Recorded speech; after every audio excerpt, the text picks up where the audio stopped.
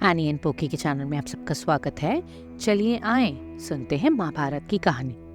Episode 9, Dhritarashtra, Pandu और विदुर के जन्म की कहानी। विचित्रवीर्य की शादी को 7 साल हो गए थे और कुछ समय बाद किसी अजीब सी बीमारी की वजह से उनकी मृत्यु हो गई।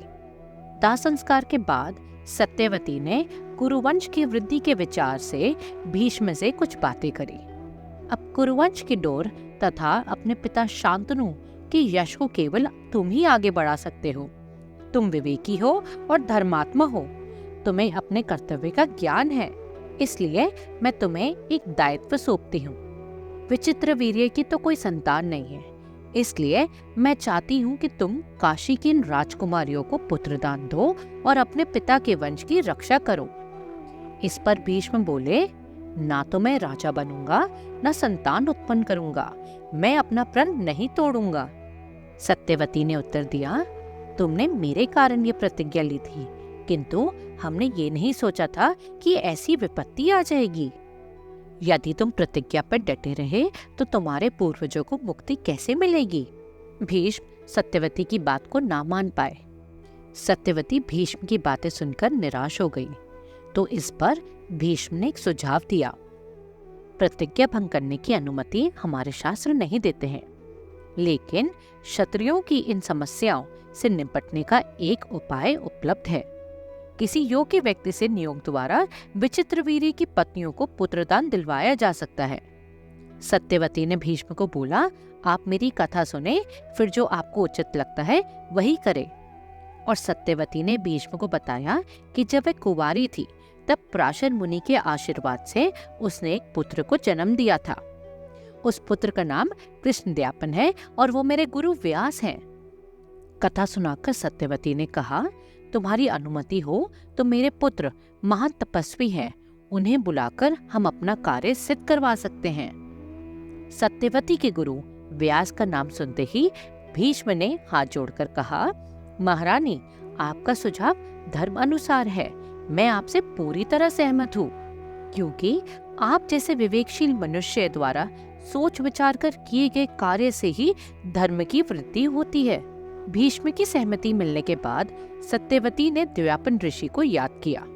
जैसे ही उनको पता चला कि उनकी माँ उनको याद कर रही है, वे तुरंत उनके पास पहुँच गए। इतने वर्षों के बाद बेटे को देखकर सत्यवती फूट फूट कर रोने लगी। माँ के आंसू पोंछते हुए व्यास बोले, मैं तुम्हारी इच्छा पूरी करने के लिए आ गया हूँ, आप आज्ञा करें। सत्यवती ने व्यास को बोला, विचित्रवीर्य जैसे भीष्म का भाई था वैसे ही तुम्हारा भी। अपने वंश और हमारी प्रजा की भलाई के लिए विचित्रवीर्य की पत्नियों को संतान प्रदान करो। व्यास ने उत्तर दिया, माँ, मैं आपकी हर आज्ञा का पालन करूंगा। यदि दोनों राजकुमारियों ने मेरे शरीर की तीव्र गंध, कुरूप मुख और औगाध व्यक्तित्व के सम्मुख शांत रह सकी तो दोनों राजकुमारियों को एक एक प्रतापी पुत्र को जन्म देंगी। सत्यवती के बहुत आग्रह करने के बाद अंबिका ने ऋषि को अपने कक्ष में बुला तो लिया, किंतु उनका मुख देखकर वह डर गई और उसने अपनी आंखें बंद कर ली। जब तक ऋषि उसकी कक्ष में रहे, उसने डर के मारे अपनी आंखें बंद रखी। बाद में जब सत्यवती ने उनसे पूछा, राजकुमारी को प्रतापी पुत्र प्राप्त होगा ना? तो ऋषि बोले, 10,000 हाथियों के समान बलशाली होगा।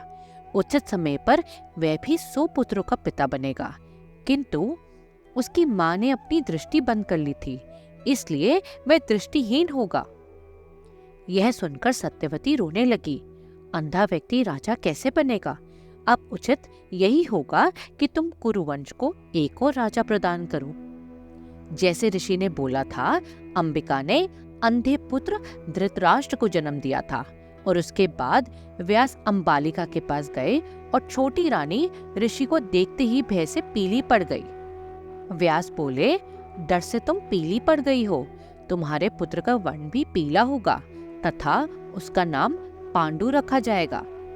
दूसरी बार भी निराश होने पर सत्यवती ने अंबिका को एक और पुत्र की याचना की, लेकिन जिद्दी अंबिका ने चालाकी से अपने वस्त्रभूषण पहनाकर अपनी दासी को ऋषि के पास भेज दिया।